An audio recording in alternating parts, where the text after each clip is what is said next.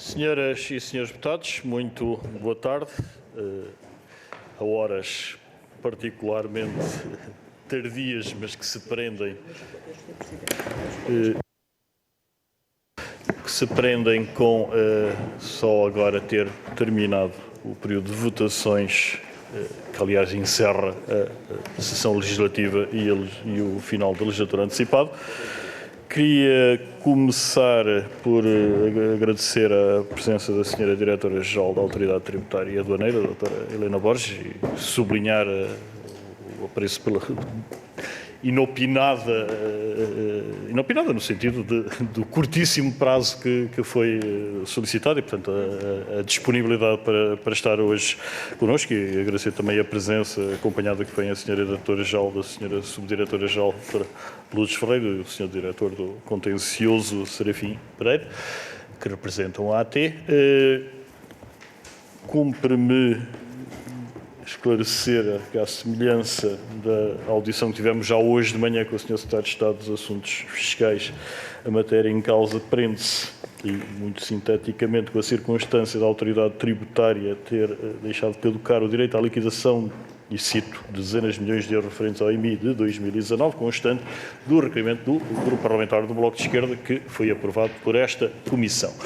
Nestes termos, a audição iniciar-se-á com as questões colocadas pela Sra. Deputada Marina Mortágua, do Grupo Parlamentar que viu o seu requerimento apresentado.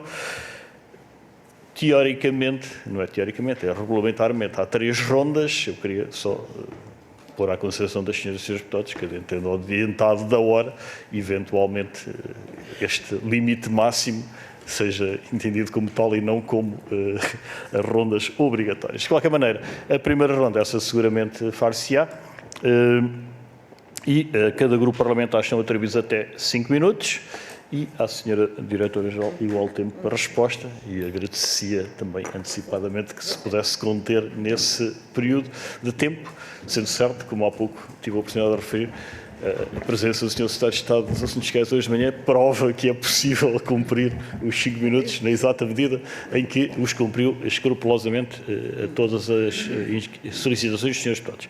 Sem mais delongas, cumprimento a Sra. Deputada Marina Mortágua, aliás, volto a cumprimentar, já estivemos na audição de manhã, e dou-lhe a palavra, Sra. Deputada, até 5 minutos. Faça favor. Muito obrigada, Sr. Presidente. Cumprimento também a Sra. Diretora da Autoridade Tributária, quem acompanha.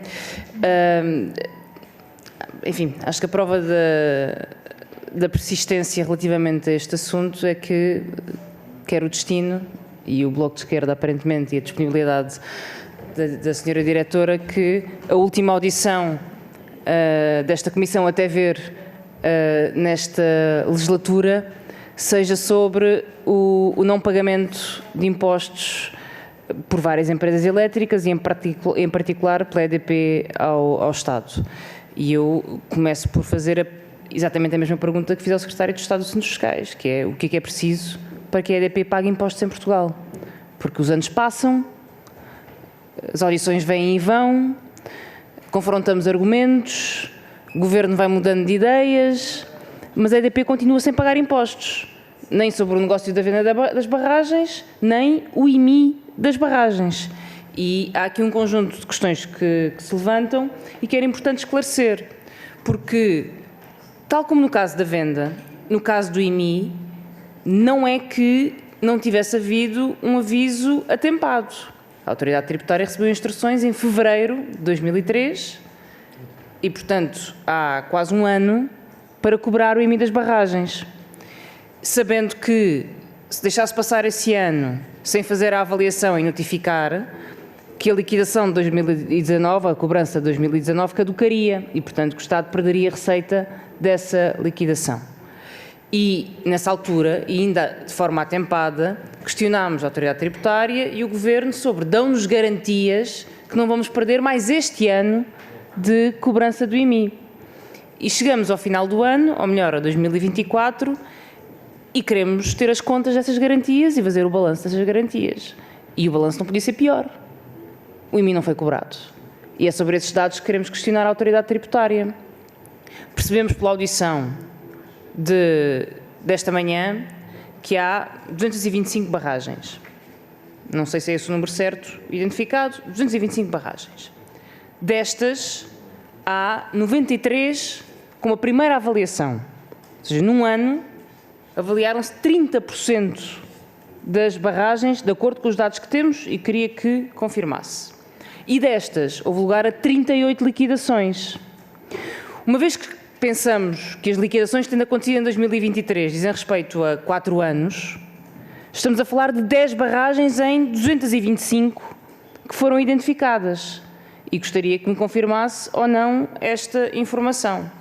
Mas mais ainda, quando vamos ao Distrito de Bragança, que é onde se localizam barragens polémicas por más razões, mas por boas razões que são aqui trazidas, vemos que há 8 aproveitamentos hidroelétricos identificados, há uma que pagou IMI voluntariamente, ou que se prestou a fazê-lo voluntariamente, mas as restantes, o relatório dá a entender, não sei se todas, se uma parte, o valor patrimonial tributário foi apurado em dezembro de 2023, em novembro, dezembro. E, portanto, das 2 inscrições em matriz que foi possível fazer, dá-se a infeliz coincidência da inscrição acontecer no dia 3 de janeiro de 2024. Ou seja, 3 dias depois de passar o ano e depois de caducar o direito à cobrança de 2019. E a pergunta é, o que é que se passa? O que é que impede a autoridade tributária, que apesar de tudo é uma máquina bem oleada, capaz, eficaz, eficiente, de cobrar estes IMIs? Porque nada impede a autoridade tributária de cobrar os IMIs das barragens que já conhece e de avaliar, onde tem que esperar por identificar todas, e muito menos por pedir a ajuda da APA, que já se percebeu que está mais interessada em proteger as barragens e os seus concessionários, os seus donos, e que não quer o pagamento desse IMI. Aliás, tem, em todos os pontos deste processo, a APA tem dado todos os argumentos necessários para que não se pague o IMI nem se pague impostos, mas a autoridade tributária tem uma ordem a cumprir, e essa ordem é cobrar IMI. E o que nós queremos perceber é o que é que se passou, porque é que não cobrou o IMI, e se estes dados são mesmo assim, que outros dados é que se podem acrescentar a estes, e de quem é a responsabilidade desta não cobrança de IMI, porque de alguém é, e o Secretário de Estado deu a ordem em fevereiro, e portanto, Sra. Diretora, é preciso apurar a responsabilidade de não cobrança do IMI. Acho que não lhe estou a dar nenhuma novidade face àquilo que disse na anterior audição relativamente a este mesmo tema. Apenas uma nota. Precisamente por causa do adiantado da hora desta audição, eu não farei mais nenhuma ronda e não garanto ficar até ao final da primeira, mas já tenho outros compromissos, não esperava que começasse tão tarde e peço desculpa antecipadamente por isso. Muito obrigado, Sra. Deputada. Se algum Sr. Deputado se vier sensibilizado pelo exemplo, não é o Presidente que censurará.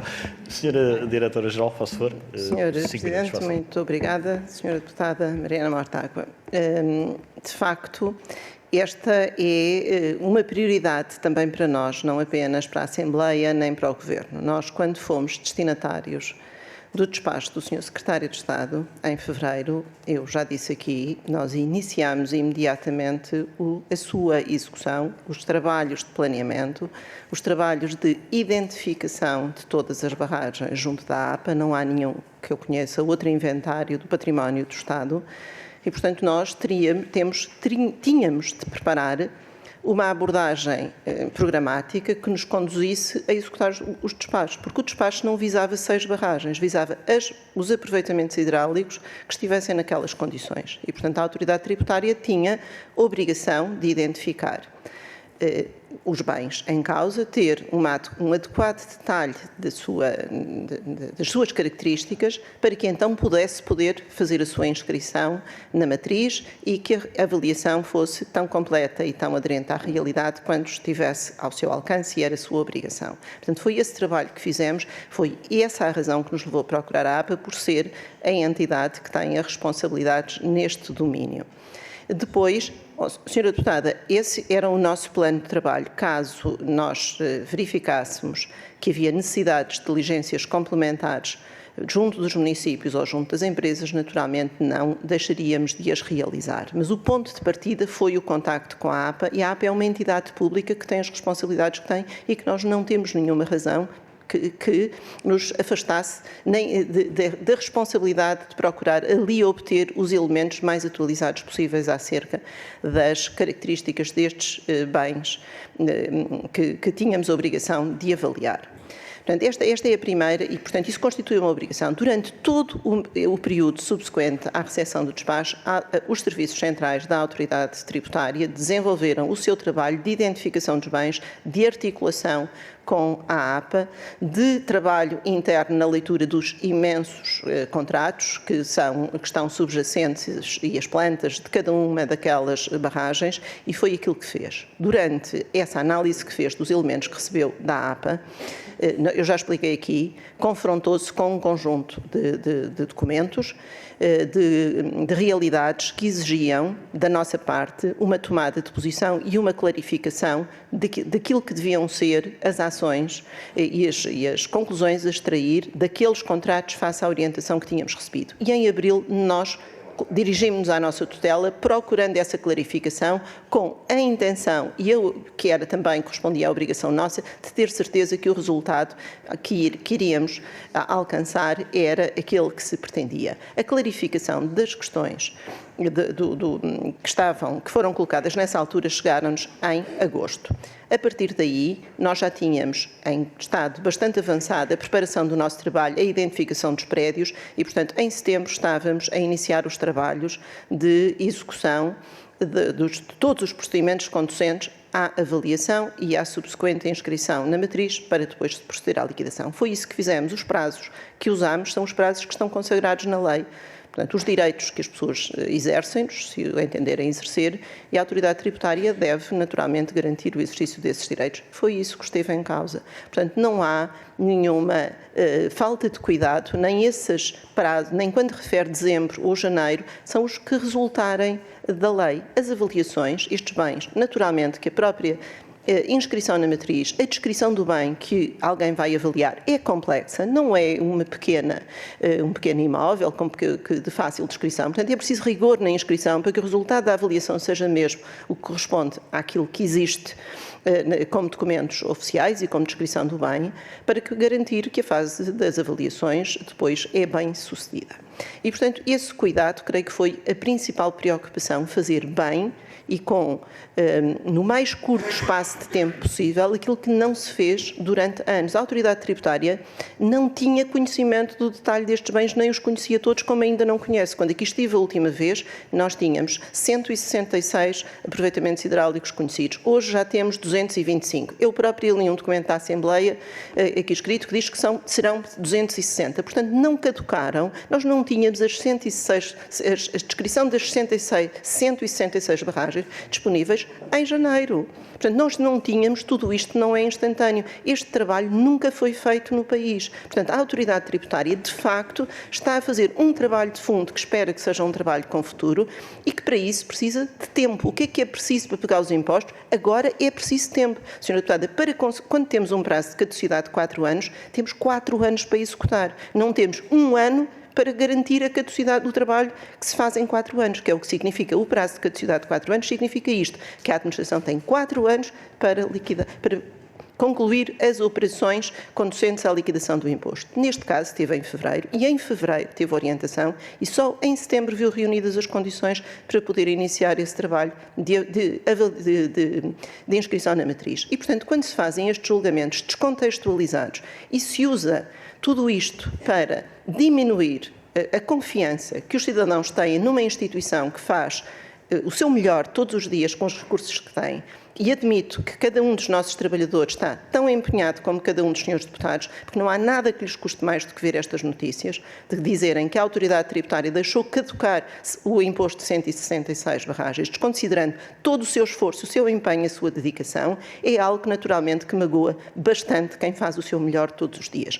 E agora eu vou-lhe dizer, senhora deputada, aquilo que eu tenho a certeza é que nós fizemos e continuaremos a fazer os possíveis para garantir a liquidação e a cobrança destes impostos. E vou referir-lhe aqui mais o seguinte, nós não excluímos a possibilidade de continuar a liquidar impostos de 2019. Embora os senhores deputados já tenham aqui concluído e tenham dito que já caducou, nós não excluímos essa possibilidade. E refiro a este propósito uma lei aprovada aqui na Assembleia, a Lei 1A de 2020, em contexto de Covid, que suspende os prazos de caducidade da liquidação dos impostos.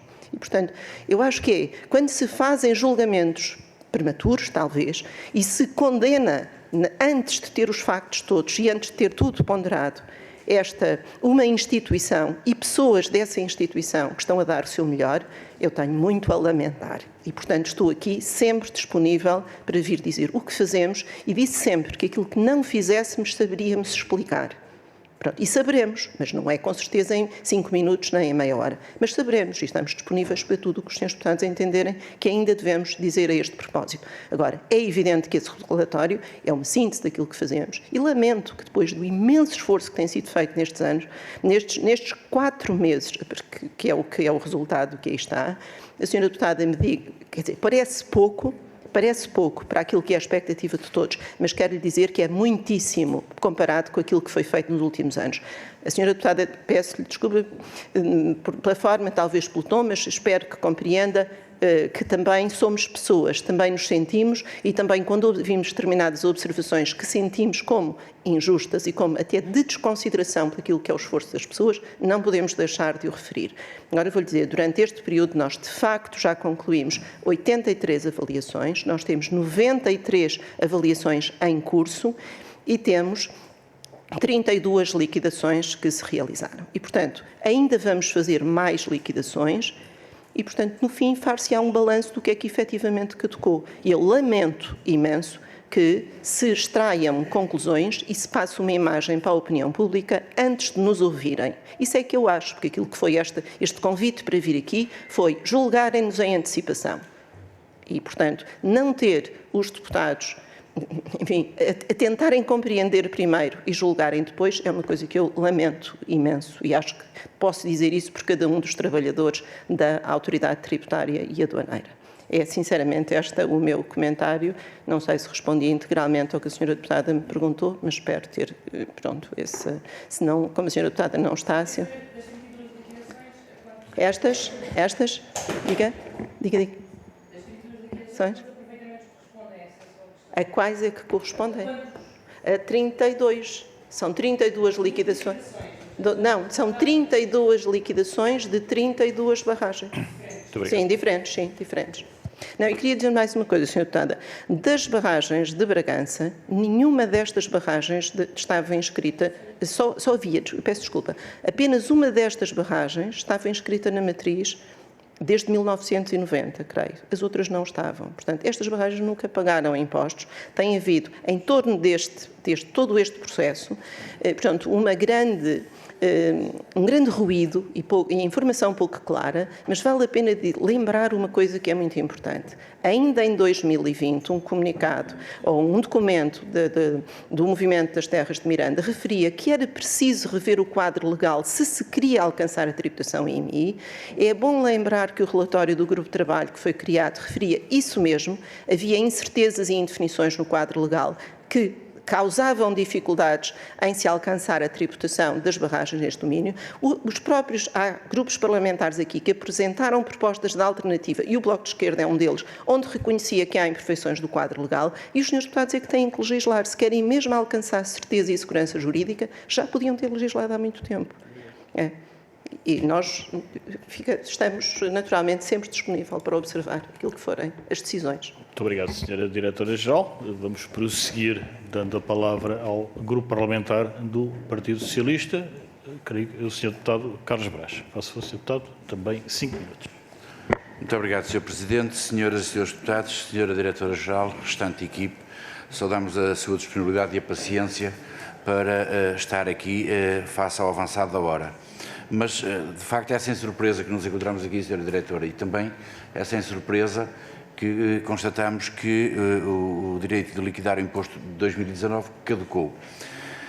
Porque nós, em outubro, já prevíamos ou já conseguimos antever que isso que iria acontecer. Compreendemos muito bem que é uma matéria complexa, extensa, polémica, controversa, e se há possibilidade, como a Sra. Diretora acabou de dizer, de liquidar, depois o apelo que nós fazemos é esse mesmo, é empenho absoluto nessa possibilidade fogo à peça, como se diz na gíria, para podermos ainda ir buscar algum dos tributos que são devidos àqueles territórios, porque eles são esses territórios, Sra. Diretora, que sofrem com a criação, as obras e a exploração das barragens e, portanto, é mais que justo que sejam eles a receber o IMI. Nós sabemos, obviamente, que paga IMI quem for o titular do prédio inscrito e avaliado a 31 de dezembro. E, portanto, saudamos que já haja algumas avaliações fechadas e apelamos a que, nas que estão ainda em aberto, haja celeridade o mais possível. Nós conhecemos bem a qualidade dos funcionários da AT, Sra. Diretora, e sabemos bem que fazem o melhor para evitar caducidades e também para evitar prescrições. Mas a AT, nesta matéria, tem tido muita tergiversação, tem tido muita necessidade de informação e de pareceres, tem tido muito medo da litigância, tem tido muita necessidade de conforto e o processo, que começou tarde, como a Sra. Diretora acabou de dizer, já devia ter começado há muito mais tempo e não devia ter sido necessário um despacho do Secretário de Estado para que ele tivesse sido iniciado, continua lento. E o apelo que eu lhe faço também é que perceba que nós próprios também temos vinculação aos territórios, nós somos abordados pelos autarcas, nós somos confrontados com a situação. A Associação Nacional de Municípios, o Movimento das Terras de Miranda, a Associação Nacional dos Municípios do Baixo Sabor, têm criticado os critérios de avaliação e era aqui que eu queria fazer incidir a minha intervenção. E têm criticado as instruções que foram dadas aos avaliadores por parte da AT. E, em concreto, relativamente à questão do valor do terreno entrar para a formulação do valor patrimonial tributário. E eu trago-lhe aqui um caso em concreto, um exemplo. Temos aqui a ficha de avaliação da barragem do Baixo Sabor, cujo proprietário é a Movera Hidroelétricas do Norte. Na linha do valor está a zero, seguindo as instruções que foram emanadas pela AT e que constam do relatório que nos foi remetido. Mas trago-lhe aqui um outro exemplo de uma barragem municipal, a barragem da Camba, que é destina-se a regadio e o valor patrimonial inclui o valor do terreno. Está aqui até 200 euros o metro quadrado e está na equação. E portanto, o que eu lhe peço é que nos explique porque é que existem dois critérios e duas medidas distintas para a avaliação das barragens. Se a questão é serem centros eletroprodutores, bom, não se compreende muito bem, mas aguardo pela sua explicação para isso. E agora, relativamente aos outros critérios da avaliação, a AT entende que só contam os edifícios e as centrais, o resto do equipamento não entra? A água não integra, neste caso, o conceito de prédio estipulado pelo número 2 do Código do IMI, claramente, mas aquela água é um domínio público quando está ao serviço de produção de eletricidade, é que aquela água é a matéria-prima com que se produz eletricidade. E, portanto, eram estas questões que eu queria que a Sra. Diretora nos pudesse avaliar, informar e também lhe pedia uma previsão para o processo de avaliação. Quando é que acha que o processo de avaliação pode estar fechado? Eu sei que depois há os prazos de reclamação das avaliações, mas nós só poderemos vir a cobrar impostos quando as avaliações estiverem encerradas. Muito obrigado. Muito obrigado, Sr. Deputado Carlos Brás. A palavra então à Sra. Diretora-Geral para responder. Muito obrigado, Sr. Presidente. Relativamente, começando pela resposta quando é que terminamos? Não há um prazo, as avaliações não começam todas na mesma altura e acabam. Portanto, vai sempre depender do momento em que recebermos a última barragem identificada pela APA e, portanto, admito que ao longo do ano nós vamos continuar a fazer avaliações, portanto, não será fácil concluir isto, enfim, num curto prazo de tempo, porque, evidentemente, neste momento já temos 225.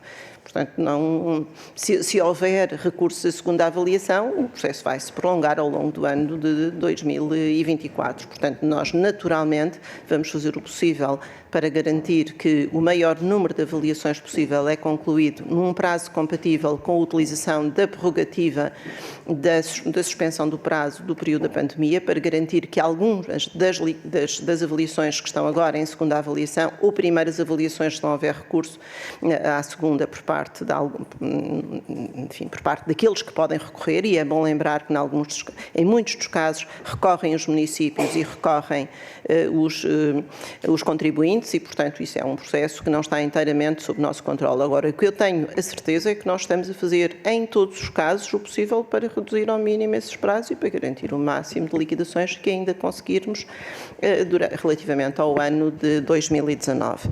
Quanto aos critérios de avaliação, que é uma matéria muito relevante, porque ela é decisiva para o futuro da liquidação do IVA. Portanto, a verdade é que isso justificaria que tivesse havido alguma articulação entre os municípios no momento em que antes de se terem definido as regras. E eu queria dizer, Sr. Deputado, que a Autoridade Tributária recebeu em junho de 2022 os municípios do Distrito de Bragança.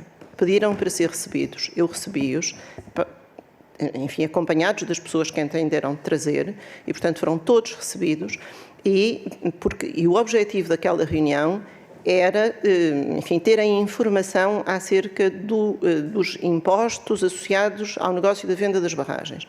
E portanto foram recebidos, eu prestei todos os esclarecimentos que podia prestar. À margem dessa reunião e não fazendo parte da agenda, o tema da incidência do IMI e como é que se ultrapassariam as dificuldades do quadro legal foi discutido e foi dito que nós não tínhamos uma base legal segura para fazer a liquidação e que era importante que houvesse articulação com o Governo ou com a Assembleia e com os grupos parlamentares para que se assegurasse um quadro legal estável que fornecesse certeza e segurança jurídica nas liquidações futuras. Isso foi dito a quem esteve presente e os municípios estiveram lá. E, portanto, nem nessa altura, nem depois do despacho do Sr. Secretário de Estado, nunca os municípios nos procuraram para fazer notar quais eram os aspectos importantes a termos em conta em eventuais instruções que viéssemos a emitir para fazer as avaliações. O que lamentamos, porque se havia de facto, e era importante, que os municípios são os destinatários da Receita e nós temos o máximo interesse e disponibilidade para os ouvir, que nos tivessem feito chegar algumas sugestões ou até mesmo que se tivesse mudado o quadro legal, se fosse possível, se entender que alguns destes aspectos que a lei hoje não permite que se tenham em consideração para avaliar esta tipologia de prédios, que são outros, que isso possa ser ponderado. Agora, nesta altura, nós já estamos a fazer as avaliações com os critérios que tínhamos, mas não é por falta de disponibilidade nossa, é porque nem conhecíamos essas linhas de pensamento que teriam sido úteis se tivessem chegado no tempo certo. Não, Sr. Deputado, eu vou pedir à doutora Lourdes Ferreira, que é a Subdiretora-Geral do Património, que aliás foi quem preparou as instruções, e portanto para termos uma resposta, eu não estou a dizer que eu não estou a dizer-lhe, não queria ser eu a responder sobre isso para haver um máximo de rigor técnico. É apenas por isso que vou pedir à doutora Lourdes Ferreira, por favor, que explique, contextualize as instruções e que responda concretamente àqueles 2 exemplos que o Sr. Deputado apresentou. Senhora Subdiretora-Geral, com um esforço simples, se faz favor. Certíssimo, obrigada. Bom, nós não mudámos nenhum critério de avaliação.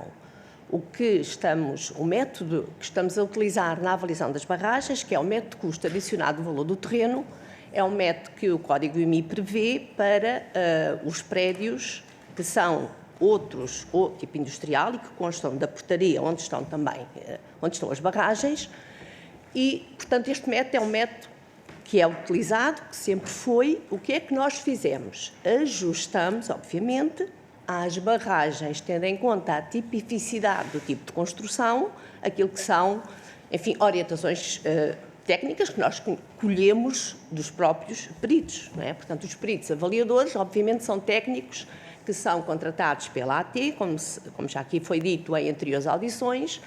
A AT não tem peritos avaliadores nos seus quadros, mas recorre a profissionais tecnicamente independentes e, sim, a AT divulga instruções tendentes a que haja uma harmonização nos procedimentos, garantindo assim, ou pelo menos com esse intuito, garantindo a harmonização a todo o território. Dentro deste método de custo adicionado do valor do terreno, e no caso concreto destes aproveitamentos, o que acontece é que houve, de facto, instruções dizendo que, neste caso, estando em regra, estes aproveitamentos construídos em terrenos de domínio público, na verdade, ao valor do custo, portanto, ao valor da construção, não deverá ser adicionado o valor do terreno, por ser do domínio público, o terreno. O caso concreto que o Sr. Deputado refere de uma situação em que há, portanto, há valor desse terreno, enfim, não vou, até porque não tenho o caso concreto comigo, não sei se isso pode ter várias justificações, ou porque, nesse caso, eu não sei exatamente qual é a característica do aproveitamento. Ok, sim, dará e eu verei. Mas, portanto, agora e clarificando, portanto, ou esse aproveitamento concreto está em terreno que não é de domínio público, não sei, portanto, eu não sei o que é que o perito fez nesse caso, não é? E isso justificaria, porque a regra é adicionar o valor do terreno ao custo da construção, não há dúvidas, e nós não alteramos este critério para estes aproveitamentos. O que nós dissemos nas instruções que divulgámos, nas orientações, foi que, estando em causa as construções assentes em prédios, terrenos, entenda-se, de domínio público, o valor do terreno não é adicionado. Portanto, foi esta a adaptação, digamos, aos casos concretos que estejam em domínio público e não uma alteração de regras, porque a regra mantém-se. Método de custo adicionado o valor do terreno. Aliás, é assim mesmo que o método se chama. Quanto à questão dos equipamentos, nós também não alteramos aquilo que são as instruções que sempre divulgamos. Isto é, em nenhuma outra situação, nós, quando avaliamos as construções por método de custo, incluímos o valor dos terrenos, o valor dos equipamentos. Nem agora nos aproveitamentos elétricos, nem nas eólicas, que serão, digamos, talvez agora com alguma similitude aqui. Portanto, em nenhum destes casos ou outros, nós não incorporamos naquilo que é o valor das construções, aquilo que é prédio para efeitos de IMI, o valor dos equipamentos, o valor daquilo que é o maquinismo e, portanto, isso, aliás, esta questão, de facto, em 2013 foi uma questão abordada, foi uma questão que foi até objeto de uma informação vinculativa, na altura elaborada pela AT, no pedido a propósito de um outro tipo de prédio que não os aproveitamentos, mas gerou, de facto, a elaboração de uma instrução administrativa em 2013 e nessa vinculativa, peço desculpa, e nessa informação vinculativa conclui-se exatamente isto, para o caso que era objeto do pedido de informação, mas já se concluía que os equipamentos não constituem o prédio, não estão nas normas do Código do IMI. De facto, o Código do IMI diz que constituem prédios as construções, ainda que móveis por natureza, mas estamos a falar de construções que estejam afetas a fins não transitórios ou que estejam, e que se consideram afetas a fins não transitórios, também aquelas que estejam em permanência por um período mínimo de 1 ano. Mas sempre falando de construções, não de equipamentos. Portanto, também aqui, de facto, nós não alterámos os critérios que vínhamos seguindo. Nós ajustámos instruções, mas não alterámos critério nenhum. Muito obrigado, Sra. Subdiretora-Geral e Sra. Diretora-Geral. Prosseguimos dando a palavra ao grupo parlamentar do Partido Social Democrata, Sr. Deputado Artur Soveral de Andrade, dispõe igualmente 5 minutos. Faça favor. Muito obrigado, excelentíssimo Sr. Presidente da Comissão, excelentíssima Sra. Diretora-Geral da AT, excelentíssimos dirigentes da AT, caras e caros colegas, os melhores cumprimentos a todos. Eu tive de madrugada a preparar estas intervenções ao longo do dia e vejam lá, agora de repente ocorreu-me aqui um exemplo que eu penso que é por aí que eu vou começar. Imaginemos um chocolate e nós temos estado aqui ao longo do dia a discutir como é que o chocolate é feito, que tamanho é, se o chocolate vai ser comido ou não, e eu estava aqui a pensar que relativamente aos anos até 2018 não há sequer chocolate, ou seja, parece-me que isto era importante e, portanto, a primeira nota que eu perguntava era esta. Porque é que até 2018, relativamente ao IMI, não houve nenhum apuramento de impostos, nenhuma liquidação? Ou seja, naquelas várias fases da vida do imposto, começando pela incidência, a AT falhou logo no início. No caso do chocolate, não foi sequer em busca do chocolate. Depois, quanto ao ano 2019, também ainda em sede de IMI, foi mais ou menos pacífico, aqui ao longo do dia, incluindo na parte também com o Sr. Secretário de Estado dos Assuntos Fiscais, que a caducidade era um dado objetivo do direito à liquidação quanto a este ano. Depois, relativamente também quanto aos anos de 2020 e seguintes, em termos de IMI, queixam-se os municípios e, de acordo com os dados que eu tenho bem, que os valores patrimoniais tributários estão a ser apurados por defeito muito abaixo dos valores que decorrem dos termos da lei. E a explicação é simples. É que, segundo a informação que eu tenho, está-se a atender às construções, mas depois está-se a desconsiderar o elemento económico, os equipamentos, etc., tudo aquilo que é gerador do efeito útil das barragens. Depois, queria também ouvir Vossa Excelência sobre a questão da venda das barragens. Das 6 barragens no Rio Douro, na região de Trás-os-Montes, o que é que está a ser feito ou não para apurar estes impostos e para os entregar quer à Administração Central, quer aos municípios. A AT tem respondido sempre, quando interpelada aqui, e o Governo, sobre estas matérias por mim, pelo PSD, tem respondido sempre que está a colaborar com o Ministério Público e pronto, e fecha-se aí. E eu acho curto, já de manhã discutimos isso, já não vale a pena estar a repetir o que eu penso e o PSD sobre a matéria, mas vamos ver então como é que está a ser esta colaboração com o Ministério Público. Em concreto, em que é que isso se traduz? Chama a atenção para o facto de quando a AT e o Governo dizem estamos a colaborar com o Ministério Público, é um juízo conclusivo. Nós, deputados, que nos compete fiscalizar a ação do Governo, queríamos era juízos explicativos, ou seja, em que é que está a traduzir-se essa colaboração com o Ministério Público.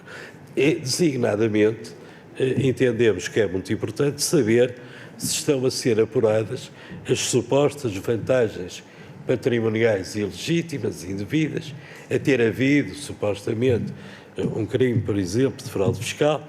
Depois, no caso de estarem a ser apuradas as vantagens patrimoniais supostamente ilegítimas, quais são os montantes em causa, as diversas quantias parcelares, por período e por imposto, porque senão a colaboração com o Ministério Público não serve para nada, com toda a franqueza. Fala quem tem experiência nessa matéria. E depois, como é que foram apurados esses montantes? Gostávamos de saber mais alguma coisa sobre isto. Depois, Sr. Presidente, quando estiver próximo dos 5 minutos, como eu não vim equipar com o retrovisor, atira-me qualquer coisa que não magoe muito e depois eu continuarei noutra altura. Acontece que nós temos aqui discutido o chocolate, voltando ao exemplo doce, simpático do chocolate, mas há outros danos, nomeadamente reputacionais, para a AT e para o Governo, que eu acho que são muito graves. Porquê? Porque a AT desenvolve uma atividade contundente. Aliás, era a única matéria que já no período do Estado Liberal, antes do Estado Social de Direito, obrigava a uma dupla vinculação à lei do Estado por ser uma atividade contundente, por atacar a liberdade individual, o direito de propriedade e, portanto, é preciso que os cidadãos confiem em quem exerce essa atividade. Estamos no limite. Então, ficam as perguntas seguintes. Acha, Vossa Excelência, que a AT está a resistir bem a estes danos reputacionais e que a confiança dos cidadãos e dos contribuintes na atuação da AT não está posta em causa? Muito obrigado. Muito obrigado, Sr. Deputado Artur Several de Andrade. exemplo de géneros alimentícios a esta hora, na minha modesta opinião, uma crueldade, mas vou dar a palavra à Sra. Diretora-Geral para responder. Sra. Diretora-Geral, faça. Muito obrigado, Sr. Presidente. Sr. Deputado, eu vou começar talvez pela questão da venda das barragens, que não é hoje o objeto desta audição, mas numa resposta breve, dizer. Nós o que fazemos, cumprimos as nossas obrigações de órgão de polícia criminal e o que faz é a recolha da prova do crime no processo de inquérito. E apoia o Ministério Público na recolha e na análise da prova e na seleção daqueles que constituam os aspectos relevantes para aferir se há ou não há crime. É esse o papel da autoridade tributária no âmbito do processo de inquérito e é isso que está a fazer sob orientação do Ministério Público. E, portanto, sobre essa matéria, o Sr. Deputado terá, para ter esclarecimentos adicionais, não poderá ser com a autoridade tributária, terá que ser o Ministério Público a prestar esses esclarecimentos. Quanto às questões do apuramento do imposto subjacente a esse negócio, aquilo que eu posso afirmar é que a autoridade tributária está em condições de, a qualquer momento, fazer esse apuramento do imposto, assim ele se revele oportuno, na medida em que estão ainda a decorrer as operações de recolha da prova e uma qualquer atuação na esfera administrativa podia fazer suspender as operações de recolha da prova e, portanto, só faremos na sequência de coordenação com o Ministério Público. Depois, a própria Assembleia também aprovou aqui lei que diz que o prazo de caducidade destes impostos se suspende enquanto decorre o inquérito e, portanto, é isso. E se o fez, foi com a finalidade justamente de garantir que a administração não precisaria de se precipitar a cumprir os prazos de caducidade e, com isso, comprometer a investigação criminal. Portanto, esta é a nossa posição e, portanto, estamos naturalmente a fazer o que temos de fazer para garantir que, assim que o Ministério Público estiver em condições de nos permitir avançar para essa fase, sem comprometer o processo de inquérito, que o faremos. Portanto, não há nada mais que eu possa referir nesta altura. Depois, quanto às questões do valor económico dos bens e dos métodos de avaliação e dos aspectos que eventualmente podem aqui justificar uma intervenção complementar, eu pedi ao Dr. Serafim Pereira que fizesse uma intervenção só relativamente ao porquê que nós não estamos a ponderar os aspectos relativos ao valor do rendimento que determinados equipamentos podem gerar para o valor do prédio, de alguma forma comparando a gênese da contribuição predial e do IMI, que são dois impostos que parecem o mesmo, mas que são substancialmente diferentes na sua concepção e que podem gerar essa incompreensão por parte dos municípios e por parte, naturalmente, dos cidadãos, mas que é uma matéria que, com certeza, ele dará umas palavras para tentar dar mais compreensão aos métodos de avaliação que estão a ser seguidos e que não acomodam realidades que corresponderiam às expectativas dos municípios para valorizarem os bens. Já quanto a um aspecto que eu gostaria de usar já, se isto não está a comprometer a reputação e os níveis de confiança que os cidadãos precisam ter numa instituição como a nossa, eu acho que sim, Sr. Deputado, não há dúvidas. Há danos que vai demorar a recuperar e só se recuperam com a capacidade que cada um de nós tiver de demonstrar que os cidadãos podem e devem continuar a confiar nesta instituição. E é isso que me esforço todos os dias e tenho a certeza que é isso que cada um dos nossos profissionais está a fazer e também foi isso que eu vim aqui fazer, a defesa da honra da instituição. Portanto, não posso conceber a possibilidade dos deputados na Assembleia nos julgarem antes de conhecer tudo. Isso é que acho que era muito importante nós termos esse cuidado, porque é isso, esta instituição serve a democracia. Portanto, as alternâncias democráticas têm que encontrar, nos diferentes ciclos políticos, têm que encontrar esta organização capaz de alicerçar um novo projeto político. E cada vez que nós a usamos no debate político e para a disputa política, destruímos um capital importante que o país tem e que não devia usar para estas finalidades. Mas pronto, nós temos esta missão, temos estas obrigações de transparência e de reporte e faremos sempre que acharem útil.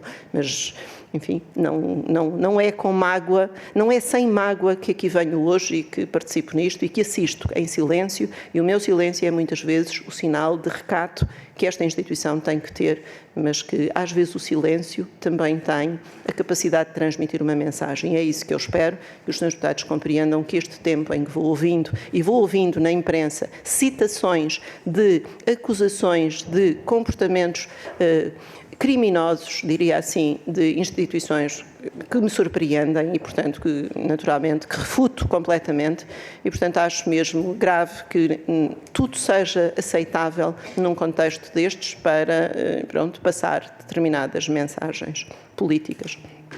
Agora, a administração tem que ter a capacidade de superar todas essas dificuldades e seguir em frente, fazendo bem o seu trabalho. Acho que é isso que eu tinha para responder à questão da reputação e da confiança. Ao Dr. Serafim Pereira, pedia então só para esclarecer um pouco, embora aquela questão que pode ainda ter interesse. Sr. Diretor-Geral, quem dá a palavra sou eu. Sobre ao Sr. Presidente, desculpe. Certo. Mas podemos fazer... Darei. Ao Sr. Presidente, desculpe-me, sim, tem razão. Talvez isso já não venha a propósito. Quem aguarda até às 20 horas para participar numa audição, é óbvio que considera. Mas pedia então ao Sr. Dr. Serafim Pereira um esforço de síntese, exatamente com os 5 minutos da resposta já estão ultrapassados, mas faço favor. Sr. Presidente, muito boa noite a todos os senhores deputados. Eu espero corresponder a esse pedido de síntese. Quero apenas dizer que quanto à metodologia de avaliação, se ela deve incorporar ou não bens de equipamento, é uma matéria que nós até apesar de haver instruções com muitos anos de vigência sobre esta matéria, nós não temos nenhum dogmatismo. E até acredito que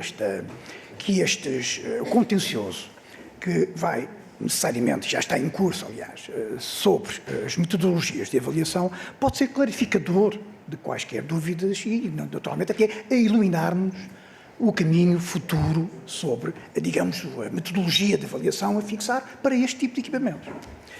Eu diria assim, no contexto do ordenamento fiscal atual, e isto é meramente a título opinativo, eu pendo para dizer que ele tende a excluir os bens de equipamento. Uma justificação muito sumária, que vou convocar aqui um elemento histórico.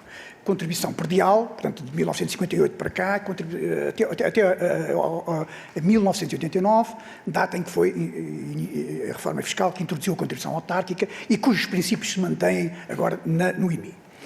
A contribuição predial é um imposto relativamente híbrido, apesar de se fixar sobre bens, se erigir sobre bens imóveis, rústico e urbano. Na verdade, os critérios a metodologia de quantificação da coisa do valor a tributar era o rendimento. O rendimento, a renda gerada pelos prédios urbanos, a renda efetivamente gerada ou a renda potencialmente gerada. Quanto aos prédios rústicos, a metodologia, o conceito era o de renda fundiária. Portanto, este imposto, apesar de ter, digamos, um alicerce impunha sobre os bens imóveis, na verdade, a metodologia de quantificação das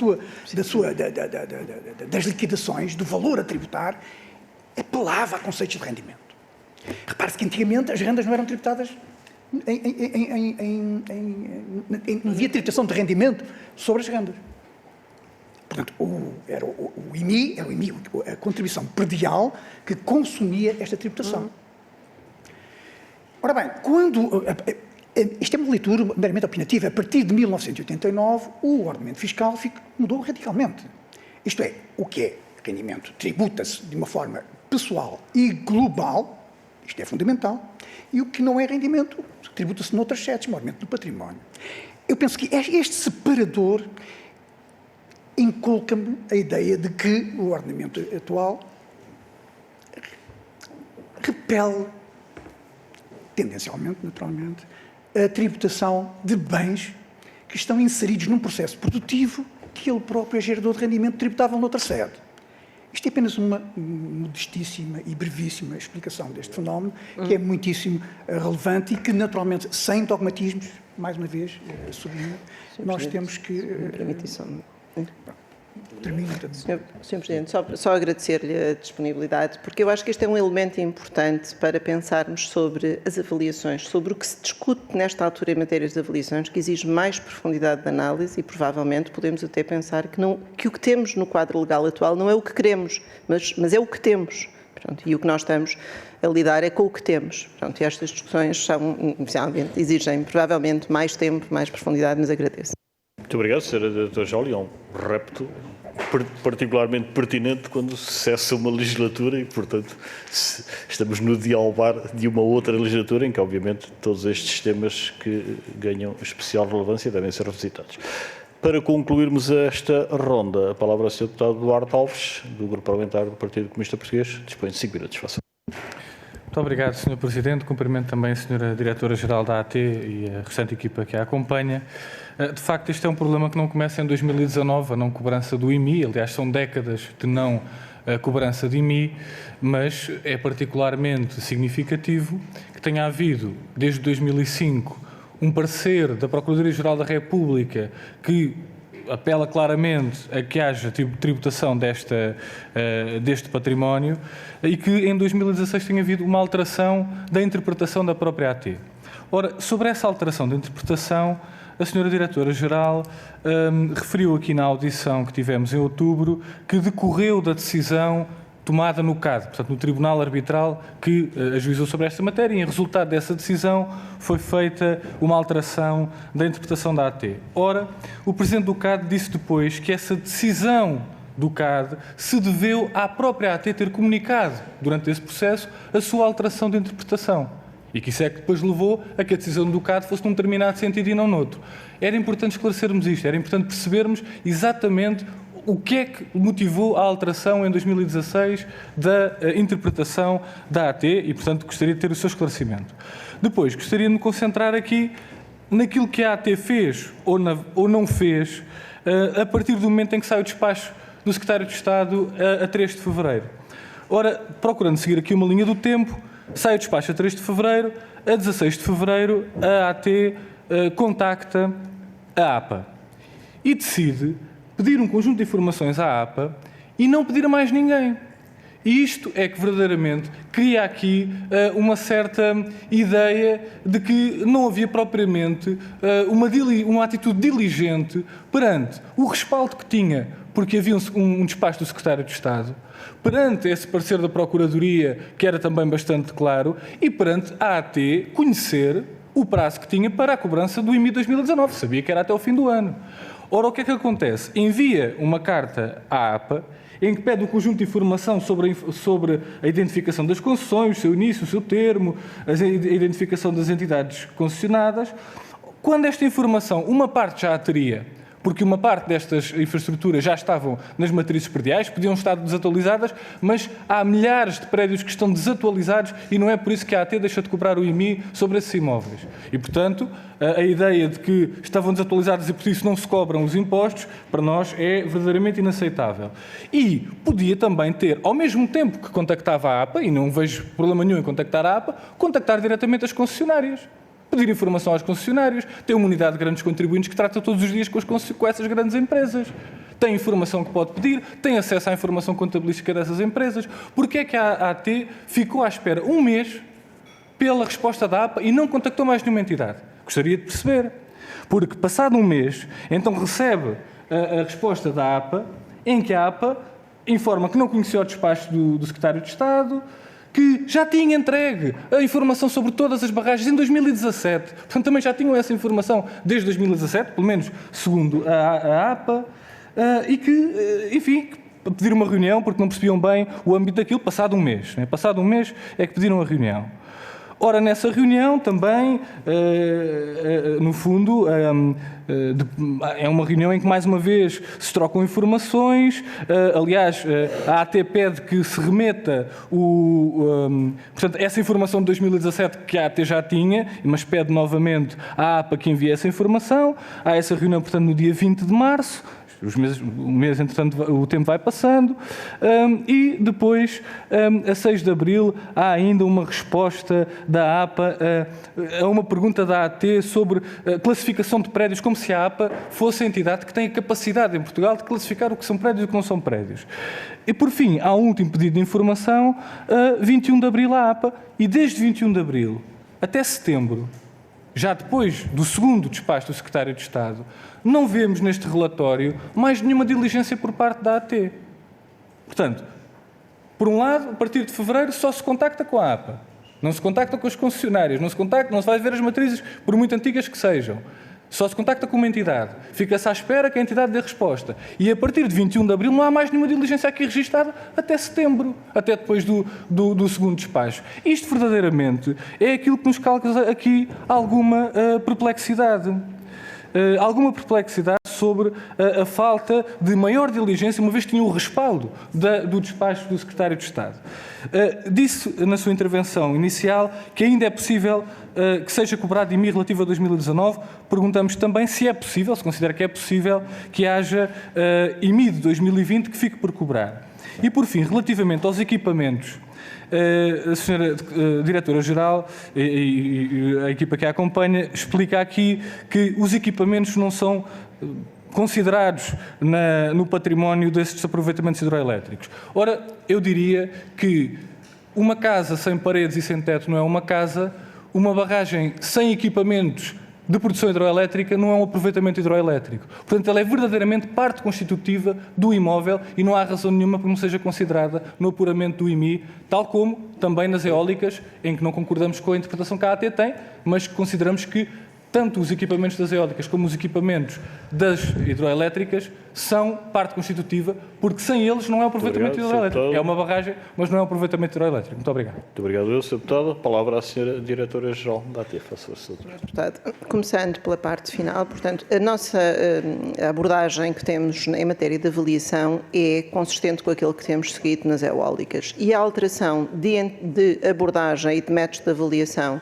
que têm sido seguidos nas eólicas foram decorrentes daquilo que se veio a fixar como jurisprudência e que nos obrigou a mudar de posição. Portanto, quando isso acontece e não há alterações legislativas, a administração vai fazendo sucessivas tentativas de interpretação para fixar o quadro legal. Portanto, em torno deste universo da tributação, evidentemente que é um universo complexo, que exige profundidade de abordagem e que muitas vezes o legislador tem estabilidade legislativa durante muitos anos e espera que isto se alcance com decisões dos tribunais. A questão que está a assinalar é, evidentemente, uma fonte de dificuldade também para nós. Estas discussões que são naturais e não correspondem, provavelmente, àquilo que são as percepções nem dos cidadãos, nem as intenções do próprio legislador, talvez justificassem um aprofundamento que nos permitisse melhorar a legislação, torná-la mais previsível e oferecer mais certeza e segurança jurídica, quer a quem tem que pagar os impostos, quer à receita dos municípios. Esta é uma área a exigir muito, muito cuidado e atenção, é isso que nós, naturalmente, nos parece que também justifica estas dezenas de anos em que as barragens existiram, o quadro legal não se alterou e a tributação não se alcançou. Eu queria lhe dizer que nós temos, quando o Sr. Deputado diz que podíamos ter usado os dados das anteriores matrizes, nós só tínhamos 34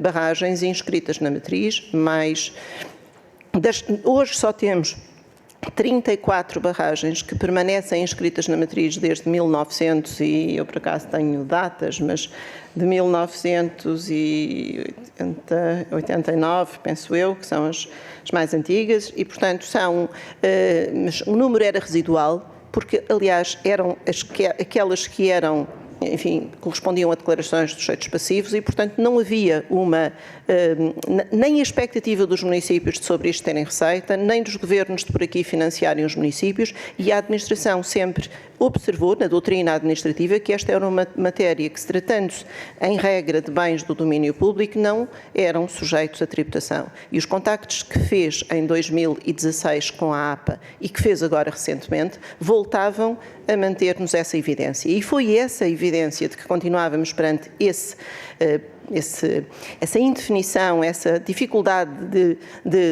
por ultrapassar, que nos levou a pedir a clarificação da orientação que tínhamos recebido e que se ultrapassou essa dificuldade que era sentida com o despacho 222 de 2022. Portanto, eu acho que se fez, enfim, é um marco decisivo, esta tentativa de alcançar a tributação com esta decisão. Vamos ver se ela é o suficiente para se alcançar efetivamente a receita ou apenas as liquidações. Pronto, mas as liquidações vamos alcançar, Sr. Deputado, e vamos fazer naturalmente de 2020. Não vislumbro razões para que haja perdas de receita em 2020, nesta altura, para as liquidações de 2020.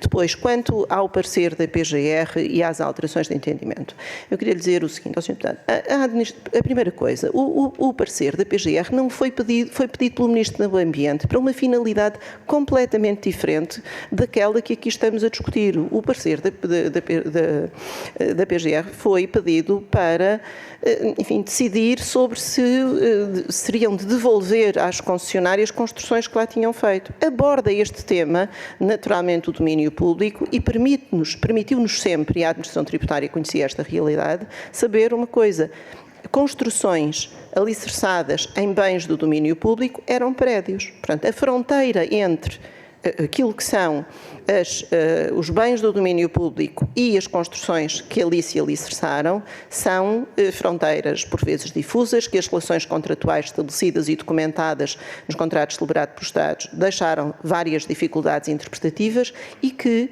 quando, em 2016, na sequência de iniciativas que a Autoridade Tributária desenvolveu para inscrever na matriz algumas destas barragens, geraram contencioso no arbitral e, portanto, naturalmente que a Autoridade Tributária, logo que percebeu que tinha um processo e foi notificada que tinha um processo no arbitral sobre esta matéria, foi analisar as suas próprias instruções, foi ver as alegações, foi analisar o processo e concluiu, como aliás refere o parecer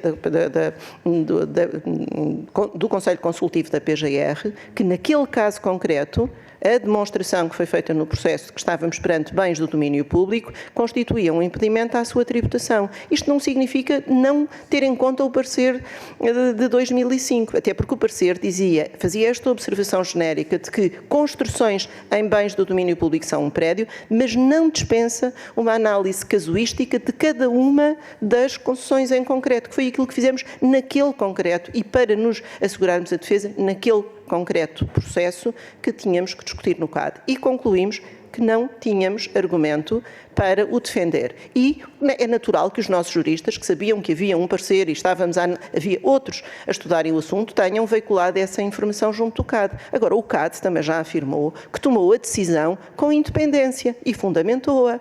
Agora, por acaso era coincidente, mas podia não ser, como em muitos outros casos, nós temos posições antagónicas. Mas, portanto, nós não afastamos nunca as nossas responsabilidades, Sr. Deputado, não nos desculpamos com os outros. Agora, a verdade é que nós fomos analisar o assunto porque tivemos uma interpelação no CAD, na sequência de uma inscrição na matriz que fizemos. Portanto, não há nada de subversivo. E, aliás, todas as posições que nós tomámos-las sempre com conhecimento à nossa tutela. Não há nada que tenha sido, que possa ser enfabulação. O que não podemos é permitir-nos insinuações. Nós não desconhecíamos o parecer da PGR, nunca o ignorámos. O que tínhamos era as dificuldades que tivemos até hoje e que, aliás, o próprio Movimento das Terras de Miranda reconhece no comunicado que faz, que o Grupo de Trabalho reconhece, que os deputados aqui nas sucessivas propostas de alteração legislativa tiveram a mitigar e que nunca aprovaram nenhuma. E, evidentemente, que agora estamos num bom momento, nós temos estabilidade, há orientações claras do Governo e nós estamos a pôr em prática as orientações que recebemos, nunca as questionamos, não somos um fator de dificuldade na aplicação destes como noutros impostos. Somos, aliás, aquele que tem a obrigação de pôr em prática e lidar com as dificuldades que elas encerrarem. Muito obrigado, Sra. Diretora-Geral. Vamos então iniciar a segunda ronda.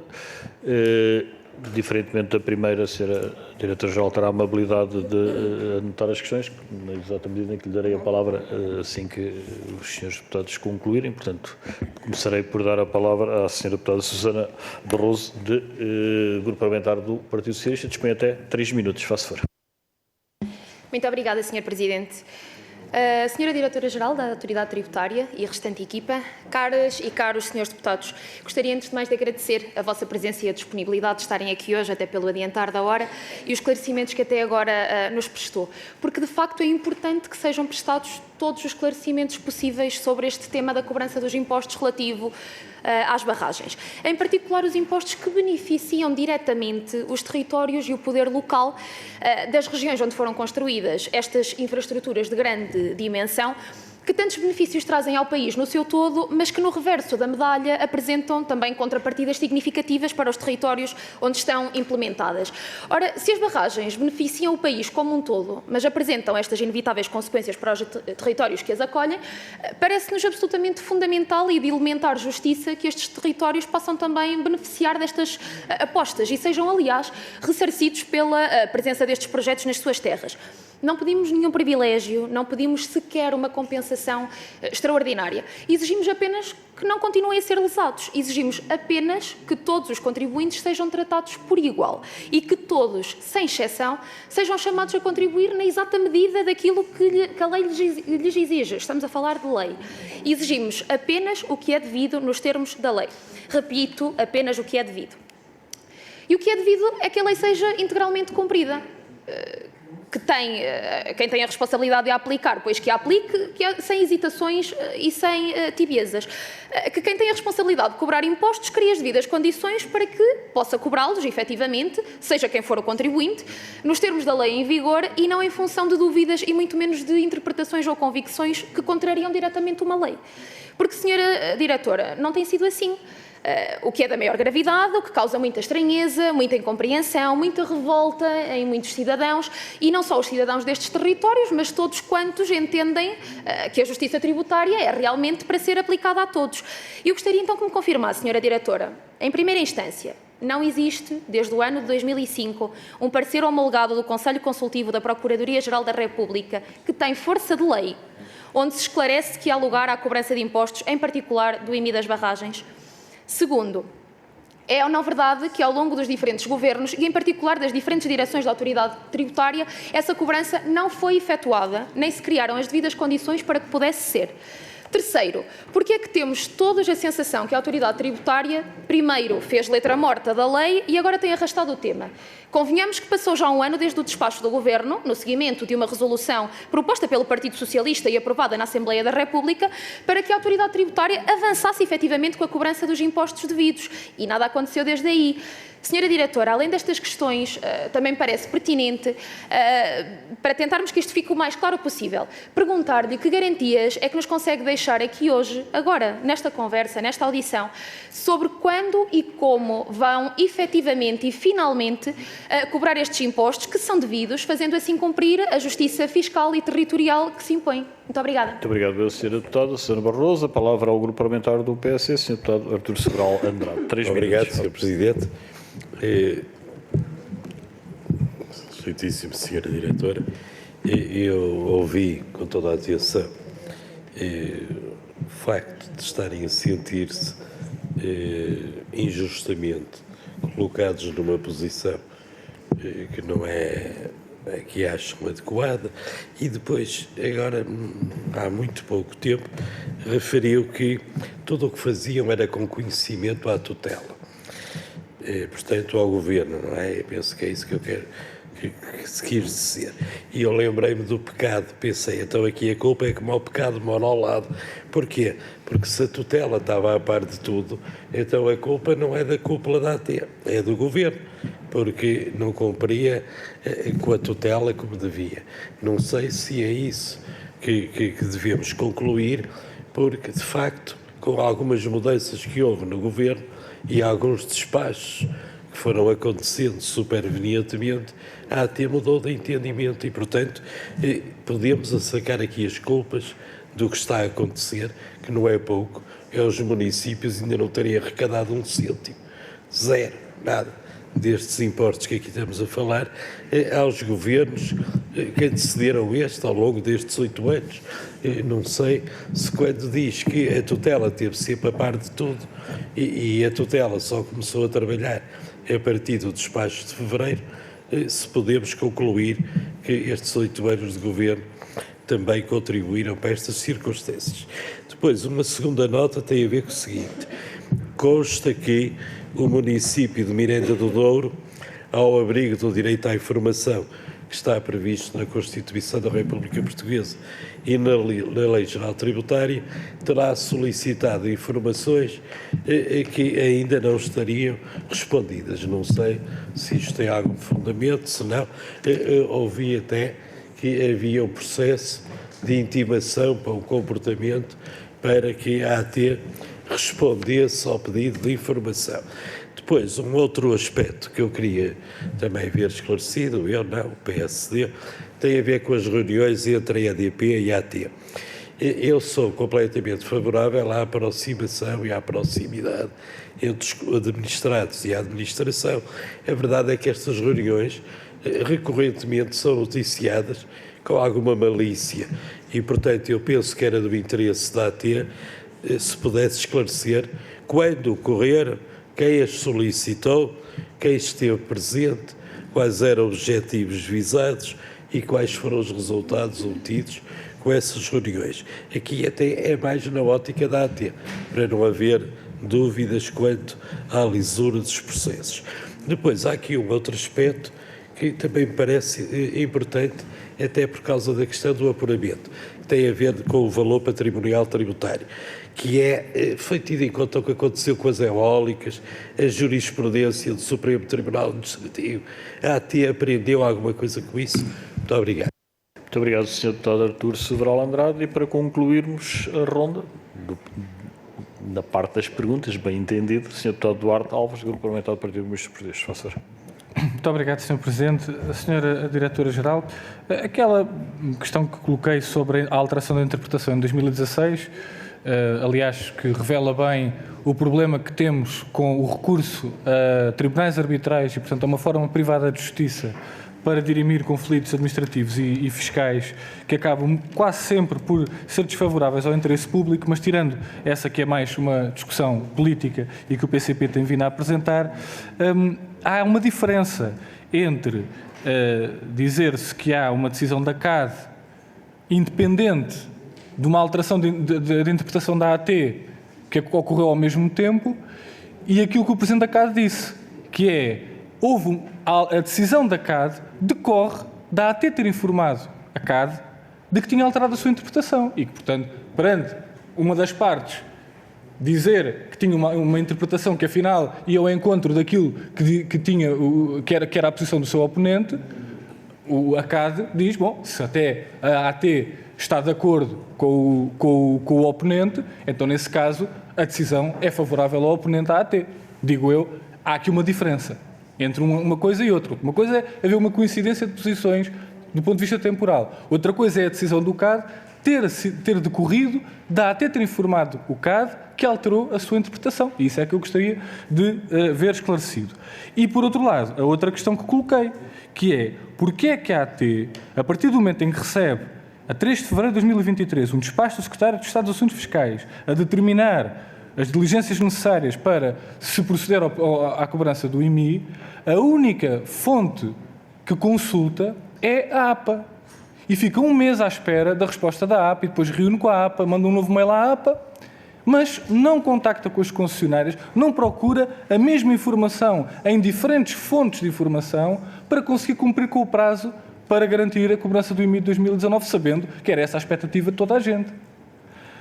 E, portanto, porquê é que só contacta com a APA nesse primeiro momento e porquê é que desde 21 de abril, que é o momento em que entrega uma carta, ou um mail, não sei, uma comunicação à APA com um pedido de esclarecimento, desde esse momento até setembro, portanto, passa maio, junho, julho, agosto, há, entretanto, um segundo despacho da parte do Secretário de Estado e só depois desse segundo despacho é que há uma nova diligência por parte da AT.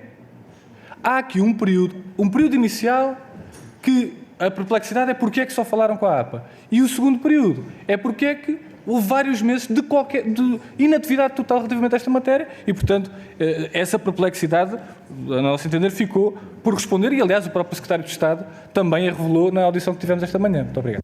Muito obrigado, Sr. Deputado Duarte Alves. E, portanto, a Sra. Diretora-Geral dispõe até 9 minutos para responder. Faça favor.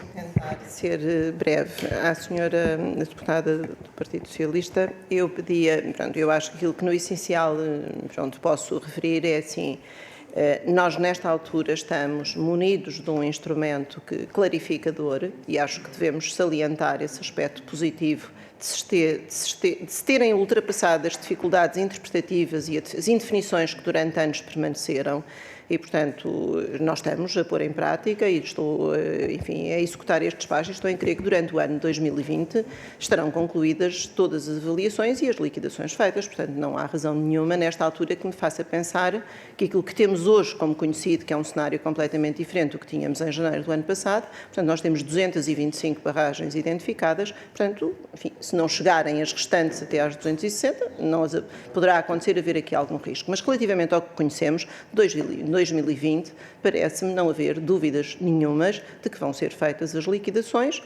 Depois verificaremos se a cobrança ou não, mas isso já é uma coisa que não dependerá de nós, assim se cumpram as formalidades. E, portanto, nós estamos muitíssimo comprometidos em garantir que isso aconteça e fazê-lo de uma forma que ofereça o mínimo margem de conflitualidade possível. É esse o cuidado que temos tido na preparação de todo este dossiê.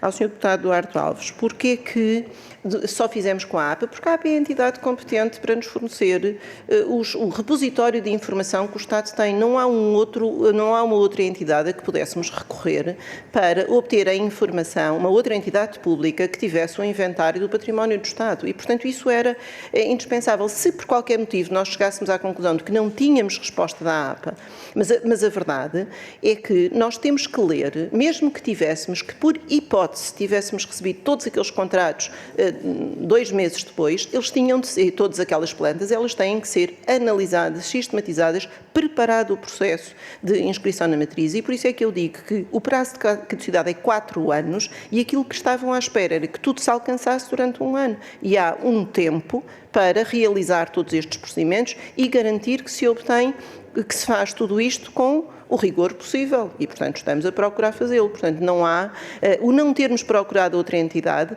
nós iríamos começar a ter informação incongruente segundo diferentes padrões, que depois, quando quiséssemos fazer uma avaliação global, o resultado seria errante. Era rápido, mas nós não saberíamos explicar como é que tínhamos construído o resultado final. E, portanto, aquilo que nós fizemos foi um planeamento para executar, para perdurar e não para imediatamente fazer. E quando chegássemos à fase da discussão e do contencioso, iríamos ter fontes de informação diferentes e dificuldades acrescidas em defender as liquidações que tínhamos feito. E essa é a razão para termos usado a APA. E para nós, que eu saiba, sendo uma entidade pública, é aquela e a única que tem estas responsabilidades e a quem nos devíamos dirigir. Agora, isso não nos dispensa, e tivemos casos em que os avaliadores nos devolveram as fichas de avaliação e, nesses casos, se for porque a informação da APA é insuficiente, vamos às concessionárias ou vamos aos municípios. Nos casos em que fomos aos municípios, até agora nem tivemos resposta dos municípios. Mas isso são casos pontuais que têm acontecido, porque até agora não tem acontecido que os avaliadores nos tenham interpelado nesse sentido e, portanto, o que nos leva a crer que o trabalho com alguma demora acrescida, mas com segurança que estamos a fazer, pode ser um trabalho que subsista no tempo e que sirva realmente a finalidade da arrecadação da receita para os municípios. Portanto, essa é a razão. Depois, quanto ao CAD, Sr. Deputado, o Dr. Serafim Pereira acompanha mais diretamente esta matéria, nós já referimos isto. O CAD não se exime de fundamentar as suas decisões, enfim, pelos seus próprios critérios. Com certeza não se terá deixado de influenciar pela nossa alteração de posição. E nós não a expressamos, tanto assim, senão teríamos revogado a decisão. E nós não revogámos a decisão. Nós começámos a deixar, com certeza, aos nossos técnicos que estavam a fazer a defesa perceber qual é que era a nossa posição naquele caso concreto. E eu queria referir, a AT não mudou de entendimento. A AT sempre sempre conheceu o parecer da PGR, sempre teve a noção de que sempre que estivéssemos, a interpretação, sempre que estivéssemos perante bens do domínio público, não preenchiam o conceito de prédio, não eram objeto de tributação, mas se estivéssemos perante barragens com outro tipo de configuração e com construções adicionais em bens do domínio público, seria um prédio. Naquele caso concreto, confirmo, a informação que recebemos da APA era de que estávamos perante bens do domínio público. E foi isso que nos levou a, naquele caso concreto, a concluir que não tínhamos condições para manter a liquidação, não tínhamos fundamento,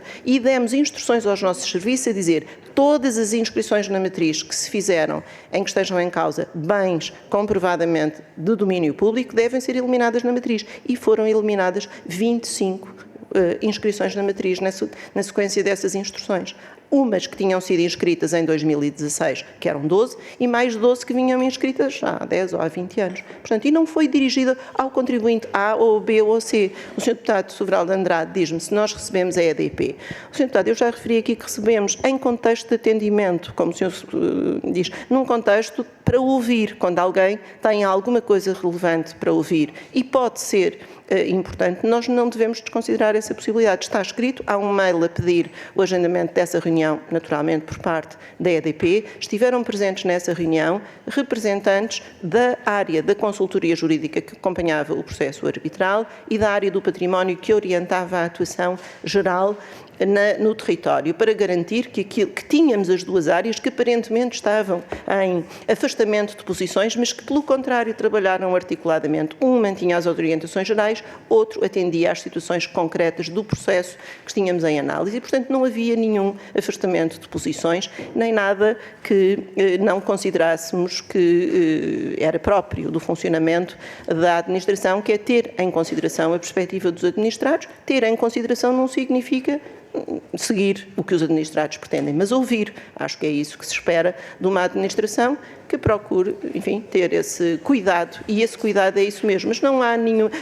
Dessa reunião não resultaram conclusões nenhumas, resultaram aquilo que quem pediu a reunião pretendia que era ser ouvido, como eu recebi os municípios quando me pediram para ser ouvidos sobre as operações e o cálculo e as atividades que estavam a decorrer associadas ao negócio da venda das barragens. Eu poderia ter evocado que, sendo a autoridade tributária o órgão de polícia criminal, não os podia receber, mas recebi. Limitei-me, foi a dizer o que eu podia dizer. E também não houve conclusões nenhumas dessa reunião. Foi uma reunião onde nos ouvimos uns aos outros e procurámos tornar-nos parceiros para a resolução de um problema. Eu não tenho posições antagónicas com municípios.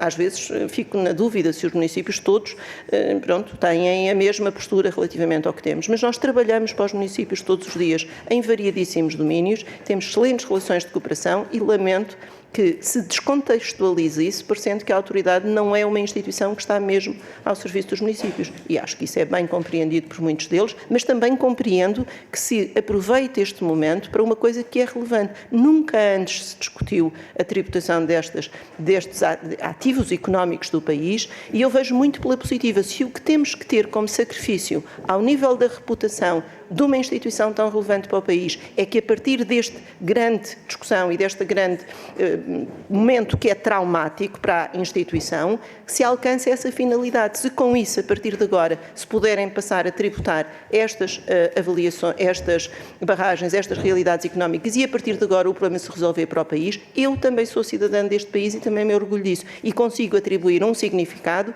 à agressão, dito assim, entre aspas, mas que verdadeiramente alguns de nós podem sentir, pela forma como tudo isto foi conduzindo-nos como se nós fôssemos os culpados. Pronto, teremos alguma culpa porque temos sempre a responsabilidade das funções que cometemos, mas estamos em cada momento disponíveis para fazer melhor e para seguir as orientações gerais que nos forem transmitidas ou aquilo que resultar da lei. Agora, este não é um problema, quando eu referi que demos sempre a conhecer a nossa tutela, é apenas uma manifestação de transparência.